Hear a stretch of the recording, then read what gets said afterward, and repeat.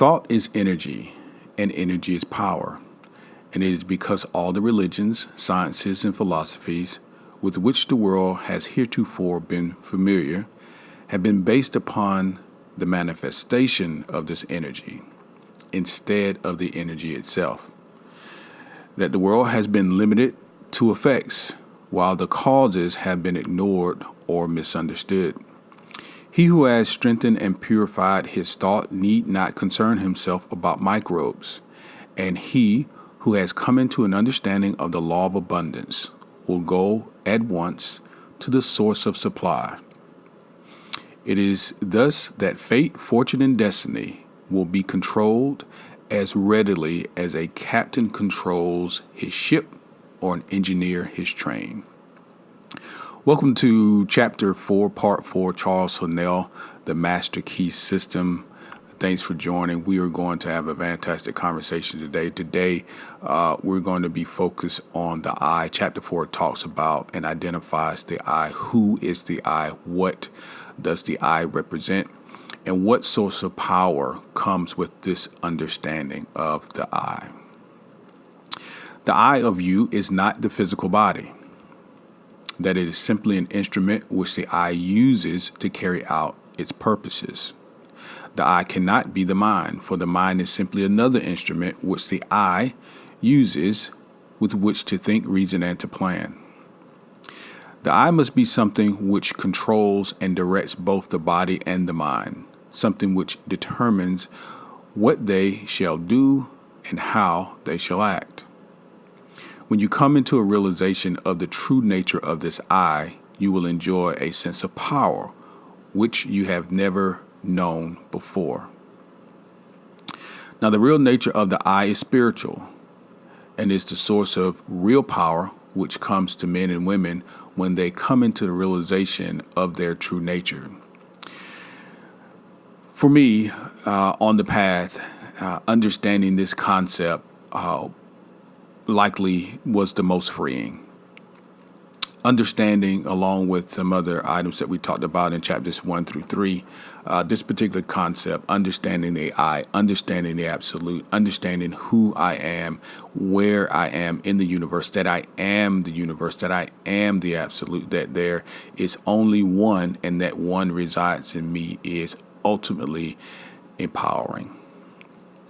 And I believe that it will have the same effect on any man, any woman who comes into a similar realization.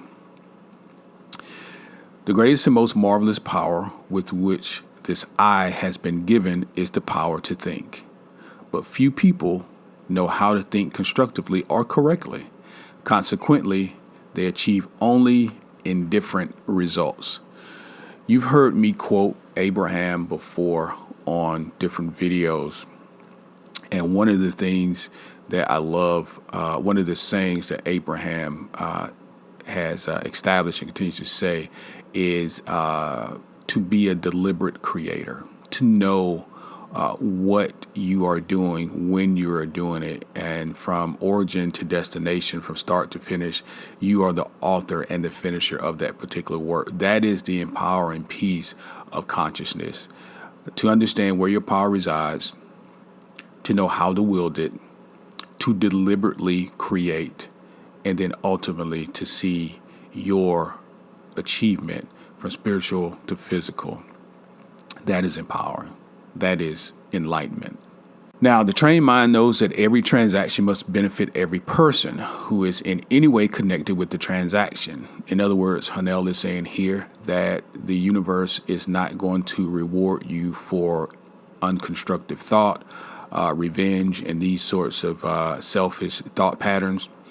But the mind and the transaction must benefit everyone involved. Now, this is because the individual is part of the universal. Again, I'll refer back to my analogy of the cake. We have a wonderful frosted chocolate cake, which is the whole. But then when we begin to divvy out slices to individuals, the slices also are the universe, but they are individual pieces of the cake, still part of the whole, but individual. A part cannot antagonize any other part. But on the contrary, the welfare of each part depends upon a recognition of the interests of the whole. Many references in the Bible are made to, the eye not offending the nose, or the hands, not offending the body, and these sorts of things. The idea here is to understand that there is only one. There's only one. We live in a day and age, particularly in a society in the West, where competition is so embedded in our culture and it's taught that we don't understand that there is enough for everyone, and that we are not competitors, we are creators. We are not consumers, we are creators. That is a completely different perception of who you are. There's less pressure knowing that what is yours is coming from you and you will create it. No one can take it from you. One of the strongest affirmations which you can use for the purpose of strengthening the will and realizing your power to accomplish is, I can be what I will to be. Again, I can be what I will to be, my will power. Every time you repeat it, realize who and what this I is. The I is universal. The I is absolute. The I is also you. Try to come into a thorough understanding of the true nature of the I. If you do, you will become invincible. One of my habits, one of my practices is to repeat affirmations, and this is one of the affirmations. I can be what I will to be. In any situation, in any circumstance, I remind myself that it is not the external, but the internal that rules. So if I make the decision, it should be from an internal standpoint, not from an emotional external stimuli. I can be what I will to be. Now, the second affirmation I'm going to give you is not in Hanel's book. This actually is just something that I've written as a part of my daily affirmations, and I love it, and I'm going to share it with you. So if it's beneficial, take it and use it. But one of the things that I repeat to myself on an ongoing basis is this: I am able to accomplish the smallest or hardest, most difficult task with ease. I am able to accomplish the smallest or hardest, most difficult task with ease. What that reminds me of in circumstances, particularly difficult circumstances, is that I am capable of all things. Within me is the power to accomplish the smallest or hardest, most difficult task with ease, because I understand the true nature of the I. If you make use of these affirmations, use it continually, night and morning, as often during the day as you can think of it. Continue to do so until it becomes part of you. Form the habit. If you are a follower of Tony Robbins or anyone in that space, one of the things that Tony says all the time is that success comes through habitual behavior. Success comes through your habits. If you want to identify where you are successful or where you're not being successful, you have only to trace it through your habits. What are you doing on a daily basis to support your ideology, your desire, your particular desire for a particular achievement? What are you doing on a daily basis? Do you have a routine? Do you have a routine? The importance of establishing a routine. So the world within is controlled by the I, and the I is part or one with the infinite I, which is the universal energy or spirit. It's what people usually call God. So again, the I is part of the universal. The I resides in you. I can be, I will be what I will to be. I will be what I will to be. So Lynn Abbott, in an address delivered before the alumni of the Bangor Theological Seminary, said, "We are coming to think of God as dwelling in man rather than as operating on men from without." From without. Now, this is a new thought. This is a new thought. For me, my experience in church, in religion, has been the exact opposite. It was always the idea of God was over there, I am over here, and it seemed to be quite a distance between the two. And there were a number of things that I needed to do in order to attract his attention, in order to get him to come closer to me and do these things that I needed to have done. It's very stressful life that way.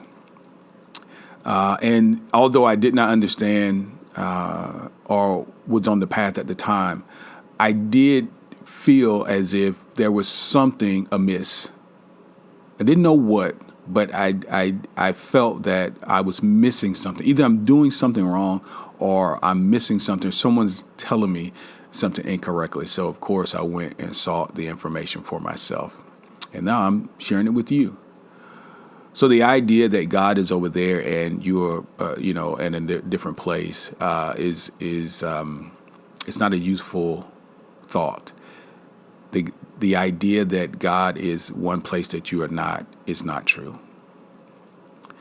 Science goes a little ways in search and stops, but religion finds the power behind the energy and locates it within man. This is by no means a new discovery. The Bible says exactly the same thing. The language is just as plain and convincing. Know ye not that ye are the temple of the living God? Here, then, is the secret of wonderful creative power of the world within. So, for me, although I'd heard this scripture many times when I was in church, it did not resonate. It did not resonate that really God was within me. Really, the I includes me. Really, that I am part of the universal. Really, that I am an individual and unique expression of the universe, and the universe is expressing itself through me, and the universe is in me. More so in religion, when ideas cannot be expounded upon or explained, they're left, and that's where the mysticism comes from. So the believer is left to sort of surmise on their own, and so there's no real power there. There's no real understanding there. Overwork or overplay or over bodily activity of any kind produces conditions of mental apathy and stagnation, which makes it impossible to do the more important work, which results in a realization of conscious power. We should therefore seek the silence frequently. We should therefore seek the silence frequently. Power comes through repose. It is in the silence that we can be still, and when we are still, we can think, and thought is the secret of all attainment. Thought is a mode of motion and is carried by the law of vibration, the same as light or electricity. From this is evident that in order to express power, abundance, or any other constructive purpose, the emotions must be called upon to give feeling to the thought so that it will take form. How may this purpose be accomplished? Well, this is the vital point. How may we develop the faith, the courage, the feeling, which will result in accomplishment? So there's a formula for creation. And we talked a little bit about it in chapter 3. We quoted a passage of Jesus from the Bible when he indicated to folks about how to pray. When you pray, believe now that you receive and you shall have. The reply is by exercise. Mental strength is secured in exactly the same way that physical strength is secured by exercise. We think something perhaps with difficulty the first time. We think the same thing again, and it becomes easier this time. We think it again and again. It then becomes a mental habit. We continue to think the same thing. Finally, it becomes automatic. We can no longer help thinking this thing. We are now positive of what we think. There's no longer any doubt about it. We are sure we know. And the additional ingredient here is emotion, is feeling. We impregnate, we empower the thought with feeling. One of the folks that I follow is Neville Goddard. And he was a very powerful spiritual teacher in the era of the Depression and a little later. One of his teachings that I am really getting into and reading more and more on now is the idea is living from the end. Living from the end simply means very similar to the quote I just gave you from Jesus, which is, believe now that what you have exists. Believe now that you are where you want to be. Believe now that you have what you want to have. How would you feel if your accomplishment was done? If you were driving the car today, how would it feel? Can you see yourself in the car? How does that feel? These are the thoughts. These are the silent times, and you're envisioning your successes, your achievements, your accomplishments. Impregnate these thoughts with feeling. How would you feel? And what happens is, using that vibratory law, the law of vibration, you begin through your connectivity to the universal. Using your idea as the I, you begin to pull those things to you. The universe begins to arrange itself in a way that the things that you desire now are desiring you. The things that you want are now wanting you. You are pulling to you the circumstances, the people, the resources to create that event that you have orchestrated. Where? In your thought. Where? In the silence. See, a lot of times we spend so much time in needless activities, mental activities. We're on our phones, we're watching TV, we're watching the news, we're doing all these things, and we're utilizing our mind for really needless things, and we're not getting to where we want to be. But if we put the focus into the silence. So that is going to conclude chapter 4. And of course, chapter 4, we're going to leave off with an exercise like we always do. All right, so our activity for this week, our practice for this week is going to include all of chapter 1 through 3, which is sitting still and beginning to somewhat inhibit your thoughts. I'm hesitant to tell folks to try to stop thinking because I don't think that's going to be fruitful for you. I think it's going to be really frustrating if you just try to stop thoughts. But one of the things I will tell you to do, you can do one of two things. Number one, you cannot attach yourself to the thoughts, and the thoughts will simply dissipate. They'll simply dissipate. They'll come and they'll go. If you don't entertain them, just let them come and let them go. This week, though, I'm going to give you a different exercise for a particular point. We talked in chapter 4 about the I. We talked about the importance of the silence and about directing your thought to deliberate creating. So this week, let's see what happens. We're going to take our seat. We're going to meditate for 15 to 30 minutes. We're going to inhibit the negative thoughts, and we just want to focus on one particular positive thing. So let's say you're gearing up for a test. Let's see yourself making that test 100 percentile. See yourself telling your friends how great you did on this particular test. I want you to envision a thing that you desire, a thing that would be great if you had it. We're going to live from the end. Go ahead and create that in your mind and just visualize it. Just feel it. That car that you want to drive, go ahead and drive it around your local freeway. Turn on the radio, turn on the heated seats, whatever it is that this automobile has that you know you would enjoy. Go ahead and envision that. Do that every day for 15 to 30 minutes. Visualize. Do it strongly. Impregnate your thoughts with your emotion. Okay? This is how creation is accomplished. And now that we know it, we're going to be deliberate creators. So again, thanks for joining us. I hope this helped today. I hope it was interesting. I hope that it inspires thought among you, conversation among you. And we're always here to, conversate in the comments. So feel free, if you have any questions, to go right down to the comments and list them.